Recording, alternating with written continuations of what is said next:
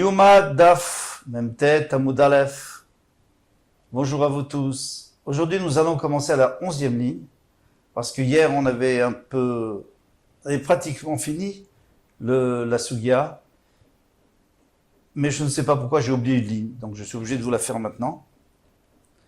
Et cette ligne, c'est quoi? Vers Rav Chizda Kra, parce que vous vous souvenez que Rav Shechet avait posé une question contre Rav Chizda, parce que Rav Chizda disait que Olacha, Bézar, une Olacha si c'est un Zar qui le fait, donc un Israël qui le fait, qui apporte le sang de la BMA, de la Shrita jusqu'au Misber pour l'asperger, eh bien, il dit que c'était kasher. Et Rav Shechet avait apporté la Braïta pour dire que c'était pasoul. Donc, on la demande, vers Rav Chizda Krakama, mais Rav Chizda, il avait apporté un pasouk. Pourquoi? Parce qu'il avait écrit Vaishretu à Pessah. Et ils ont fait la Shrita du Korban Pessah. Il est venu Israël. Donc ça, c'était un Israël.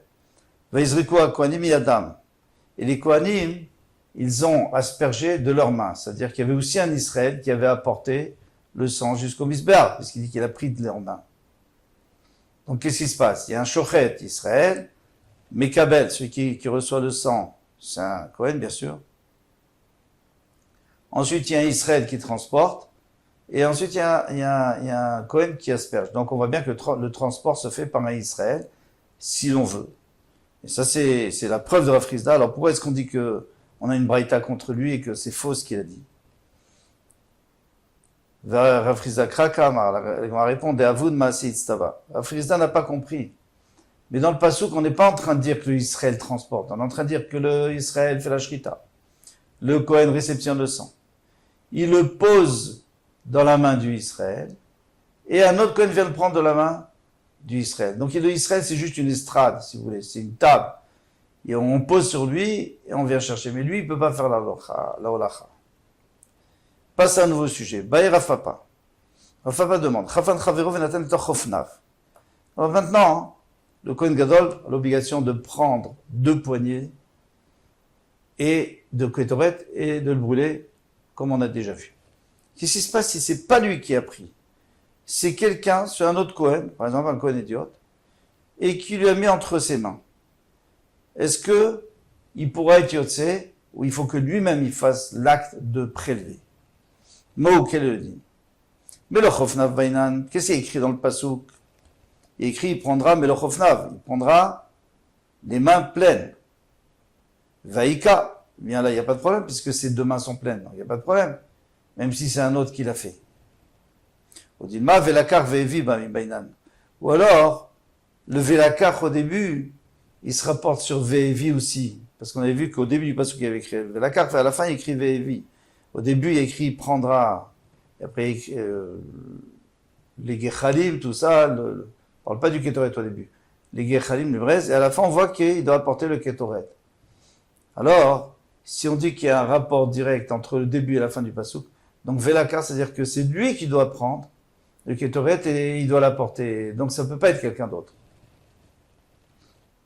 Valeka. Et ici, dans ce cas-là, ça ne sera pas bon. Teikou, on n'a pas de réponse. Rabbi Yoshua ben Levi. Rabbi Yoshua ben Levi a posé la question. Chafan ou met. Le premier, le Kohen Gadol, a prélevé donc avec ses mains, et il était sur le point d'aller au Kodesh Kodashim, mais il est niftar. Et il est mort. Alors, Maoshi Kanes Acher Bechafinato. Est-ce que le prochain Kohen, donc le Sgan Kohen, le second qui a pris sa place, est-ce que lui peut faire rentrer ce que le premier Kohen avait prélevé, ou alors il faut recommencer? Non, ça c'est la question de Rabbi Yoshua ben Levi. Qu'est-ce qui se passe s'il est devenu tamé? Ici, on dit qu'il est mort, mais qu'est-ce qui se passe s'il est devenu tamé? Alors, Yesh Mefarshim, il y en a qui expliquent que c'est le même din. Il est devenu tamé, ça sera le même din. Il y en a qui disent non. S'il est devenu tamé, c'est beaucoup mieux. Pourquoi? Parce que il est encore vivant, donc il peut le nommer shliach, il peut dire tu continues. Donc, shliach adam kemoto. Le shliach d'un homme, c'est comme lui-même. Donc, il peut dire vas-y, prends ce que moi j'ai déjà fait et fini. En tout cas, ici, le problème, c'est sûr qu'il est sur celui qui est mort. Amar Afranina ba et Rav Hanina a dit, Baoré chez la Rishonim. Viens voir comment les questions de nos anciens, c'est-à-dire Rabbi Yoshua ben Levi, regarde comment elles sont belles, comment on a de la chance que nos anciens ont posé ces questions et nous on a les mêmes questions. C'est-à-dire qu'on a réussi à poser des questions fortes comme nos anciens. Les mêmes de Rabbi Yoshua ben Levi Kashish, est-ce que ça voudrait sous-entendre que Rabbi Yoshua ben Levi est plus âgé que lui? Parce qu'il dit, moi j'ai eu de la chance de penser comme celui de la génération d'avant, mais c'est pas vrai. Rabbi Yoshua ben Levi, pourtant au contraire, Rabbi Yoshua ben Levi est plus jeune que lui. Parce qu'il a dit, Li iti Rabbi Hanina lishtot shachalaim beshabbat. Rabbi Hanina m'a permis, donc Rabbi Hanina est plus âgé que lui, il m'a permis de boire shachalaim beshabbat. Shachalaim, c'est quoi? C'est du cresson écrasé dans de l'eau. C'est bon pour la santé. C'est même une médecine. Alors, en tous les cas, qu'est-ce qu'on va voir d'ici? On va voir d'ici que s'il a dit Rabbi Hanina m'a permis de boire, c'est-à-dire que s'il était plus jeune que lui, il aurait dit Hanina m'a permis, il pourrait dire Rabbi Hanina. Mais déjà, on va comprendre. L'ishtot pshita, boire, c'est sûr qu'on a le droit. D'Etnan, parce qu'on a enseigné dans une Mishnah, Kola Ochalim, tout ce qui se mange par un homme en bonne santé. Ochel Adam, des fois, un homme a le droit de manger pour la réfoua. Par exemple, quelqu'un prend du thé. Quelqu'un de bonne santé prend du thé. Donc, quelqu'un qui a mal à la gorge a le droit de prendre du thé aussi. Chola Mashkin, la même chose pour les boissons. Choter les réfoua, il peut boire pour la réfoua, il faut rajouter. Donc, c'est pas ça le problème. Alors, quel était le problème? Qui était la question qu'a demandé Rabbi Yoshua ben Levi à Rabbi Hanina.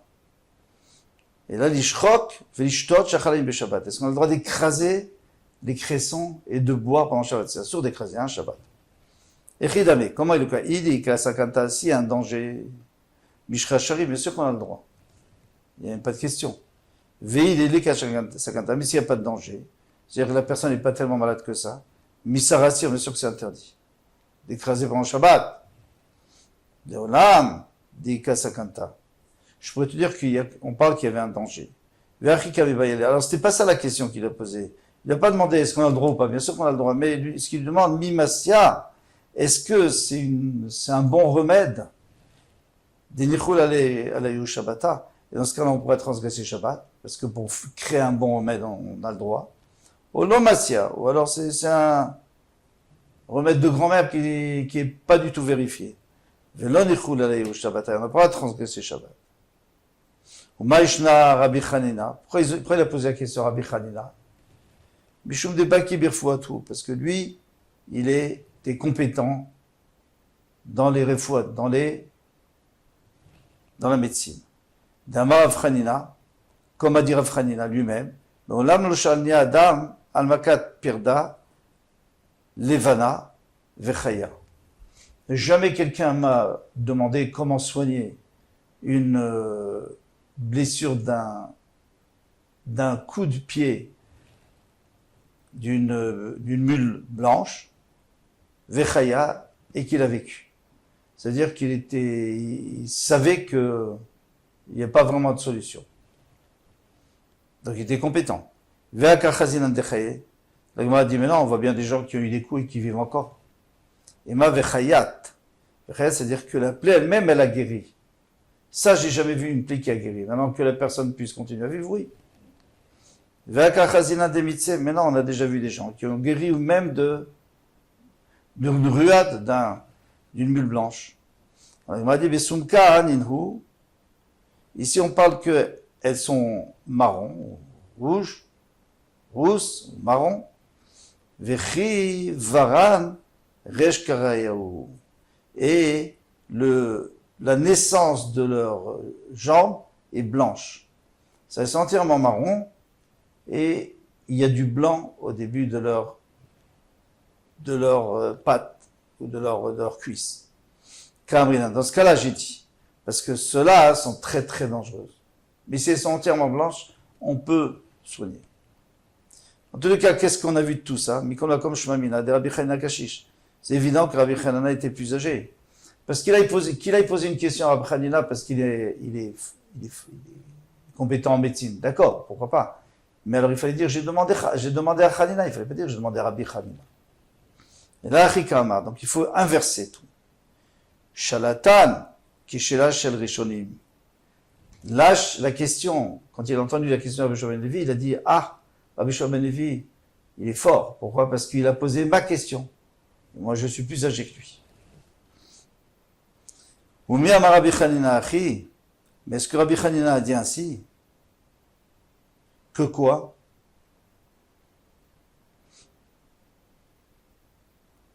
Alors on va tout de suite vers Amar Rabbi Hanina. Pendant Rabbi Hanina a dit. Où est-ce qu'il a dit ça? Parce qu'il écrit Bezot yavo Aaron el HaKodesh bepar ben bakar lechatat ve'in leola. Il écrit qu'Aaron à Cohen ira, ou le Kohen Gadol ira dans le Kodesh, avec par ben bakar, un par pour chatat et un il leola. Donc la Mara dit bepar velo bedamo shel par. Il dit bepar avec un bœuf, mais pas avec le sang du bœuf.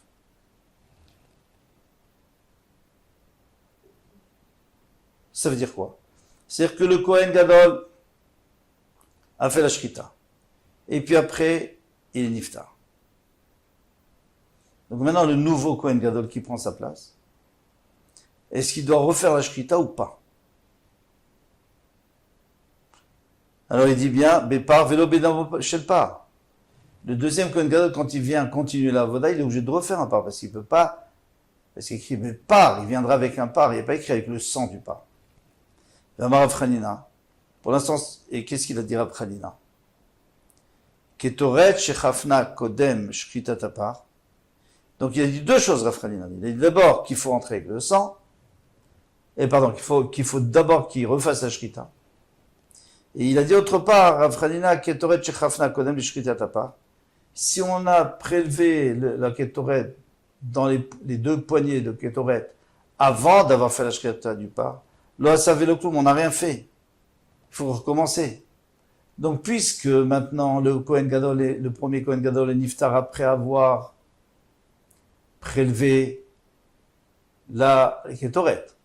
Mais le problème, c'est que maintenant le nouveau Kohen, il est obligé de refaire la Shrita du par.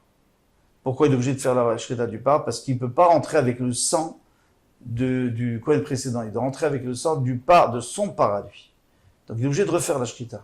Donc maintenant, le premier Kohen Gadol, lorsqu'il avait prélevé le Ketoret, c'était pas bon, le prélèvement. Pourquoi? Parce qu'il faut le faire après la Shrita du par. Donc maintenant, tout est pas soul. Et il faut tout recommencer. Il faut refaire la Shrita, récupérer le sang, prélever le Ketoret, et après asperger le sang et brûler le Ketoret. Donc vous voyez bien que Rav Hanina, lui, il pense qu'il faut tout recommencer. Alors, qu'est-ce qu'il a posé la question? Quelle était sa question à Rav Hanina? Il a dit oui, moi j'ai la même question que Rabbi Shimon ben Levi, ou plutôt Rabbi Shimon ben Levi a la même question que moi. Mais non, moi j'ai la réponse. Achikama, midikami bayaleha. Puisque Rabbi Shimon ben Levi a posé la question, est-ce que on peut rentrer dans le Kodesh HaKodeshim avec le Ketoret du Kohen Gadol précédent, qui avait été prélevé par le Kohen Gadol précédent. Mikla de Kassavar Bepar. Donc ça sous-entend que le par, a filubidamo chez le par, que même si le deuxième Kohen n'hérite que du sang du par, parce que le par a déjà été, le bœuf a déjà été sacrifié. Et c'est normal puisque c'est après avoir sacrifié le par que le Kohen numéro 1 a pu prélever la Ketoret, parce qu'on ne peut pas le faire avant. Donc, puisque maintenant il a prélevé la Ketoret, mashmak, le par a déjà été égorgé. Alors, j'ai l'impression que Rabbi Shimon ben Levi dit que c'est pas grave s'il a été égorgé. Il peut rentrer avec le sang. Il peut utiliser le sang du premier. Ah, si tu dis qu'il peut utiliser le sang du premier, il n'a pas besoin de recommencer la shrita du par. Donc, il peut aussi utiliser la Ketoret du premier. On est maïd et sviralé. Et d'après ce que lui pense chez la Tok et chez la Treshonim. Donc lui, sa question, elle est la même question que ceux d'avant, que ses anciens. Ses anciens, c'est pas moi, c'est pas ça. C'est pas ce qu'il dit Rabbi Hanina, parce que moi, je n'ai pas cette question. Mais ceux qui discutent contre moi. Alors eux, ils ont cette question. Parce que moi, je pense qu'il ne peut pas rentrer avec le sang du premier Kohen Gadol. Il doit tout recommencer. Donc pour moi, c'est sûr qu'il doit aussi recommencer la chafina, c'est-à-dire de la poignée, de prendre les poignées. Mais d'après Rabbi Shoben Levi et d'après ceux qui discutent contre moi, hein, qu'on va voir tout de suite, eh bien, hein, d'après eux, il y a la question qui se pose. Puisqu'il peut utiliser le sang du part, il n'a pas besoin de recommencer. Donc peut-être qu'il n'a pas besoin de recommencer non plus. Le prélèvement de la chafina du kétoret. Mayave Allah. Alors finalement, c'est quoi la réponse? Amar Rafapa a dit, Ichofen, Choser vechofen. Il dit, ça dépend. Est-ce qu'on pense qu'il faut faire 2 chafinot? Alors on a déjà vu ça. Il y a une marcoquette, il y a un doute, est-ce qu'il faut faire 2 chafinot? Ça veut dire que le Kohen Gadol, il prend ses 2 poignées, il les met dans un ustensile, et quand il vient dans le Kodesh Régime, il doit recommencer, remettre dans la poignée. Donc, Chavero, Nichnas Bechafinato. Dans ce cas-là, son Chaver, c'est-à-dire le prochain Kohen Gadol, s'il lui disparaît, eh bien, le prochain peut très bien rentrer avec son Ketoret, avec le Ketoret du premier. Pourquoi? Parce qu'il va refaire, quand il sera à l'intérieur, il va refaire Chafina, donc c'est bon. Parce qu'il va accomplir la Chafina à l'intérieur. Mais si tu dis que non, on n'a pas besoin de refaire la Chafina à l'intérieur. À l'intérieur, on rentre avec la louche et on met directement sur les braises. Alors dans ce cas-là, oui, tu as un problème. Tu as un problème de savoir, est-ce que le prochain Kohen peut utiliser la même Chafina ou il doit refaire? Parce que là, il n'a pas fait du tout de Chafina. Amarli Ravuna lui a libéré Rav Yoshua, lui a dit, les Rafapa Adraba, au contraire. Si tu me dis qu'il y a une obligation de faire Chafina 2 fois, avant et après d'être rentré. C'est sûr qu'un autre Kohen ne peut pas utiliser sa Chafina. Pourquoi? Parce que quand il va refaire la Chafina, ça sera peut-être pas exactement au millimètre près, ou plutôt au milligramme près, ça sera peut-être pas la même chose, parce que personne n'a exactement les mêmes mains. Alors, puisqu'il faut refaire la Chafina, et on peut pas en apporter plus, il faut pas qu'il y en ait ni plus ni moins, donc ça va pas. Donc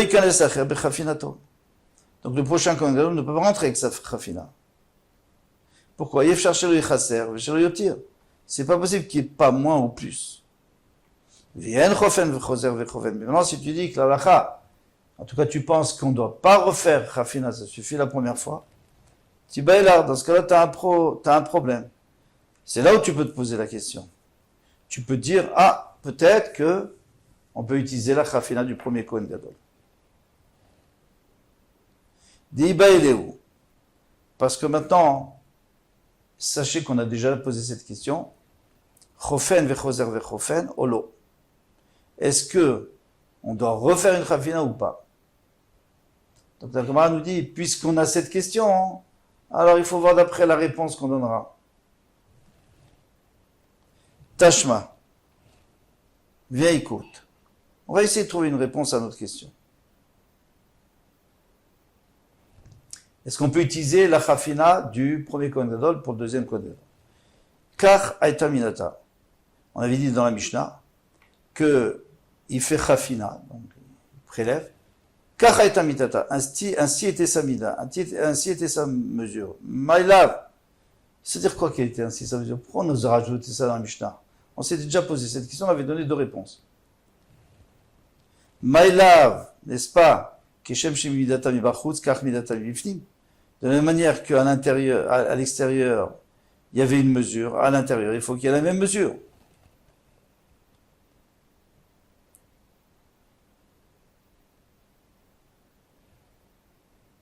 Et dans ce cas-là, ça veut dire qu'il faut mesurer 2 fois. Et ça veut dire aussi que le Kohen numéro 2 ne peut pas utiliser la Chafina du Kohen numéro 1 parce que c'est pas la même mesure exactement. Non, on n'est pas obligé de dire ça. On peut dire Dilma, peut-être, Shimrat Salasot Mida aussi. C'est-à-dire quoi? C'est-à-dire que Kach Midata Mibifnim,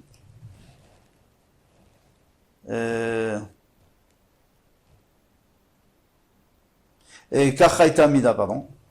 Quand on a dit kachaita mida, ainsi était la mida, la mesure, c'est-à-dire que s'il veut, il peut fabriquer une mida, une mesure qui contient exactement ses deux mains, les kétorètes qu'il aurait pu, les deux poignets, hein, les deux poignets de kétorètes, et à ce moment-là, il n'a même pas besoin de faire avec ses mains. Il peut tout simplement être directement dans un kéli. Inami, ou alors on peut apprendre aussi de kachaita midata, shelo yechaser veshelo yotir. Shelo yechaser veshelo yotir. Il ne faut pas qu'il mette moins ou plus. Il faut mettre exactement deux poignées, mais pas un petit peu moins, un petit peu plus. C'est pour ça qu'on dit que c'était une mida précise. Donc pour l'instant, on n'a pas de réponse. On n'a pas de réponse parce que tu peux dire oui, tu peux dire non. Il n'y a pas de preuve ni dans un sens, ni dans l'autre sens, et on va essayer demain de trouver une réponse. Bezrat Hashem.